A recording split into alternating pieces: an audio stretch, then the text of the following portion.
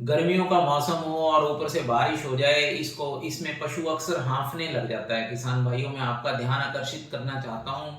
कई बार हमने देखा होगा कि कुत्ता जो है वो जीभ बाहर निकाल के, या पशु जो है वो जीभ बाहर निकाल के अपनी हीट को इवेपोरेट करता है।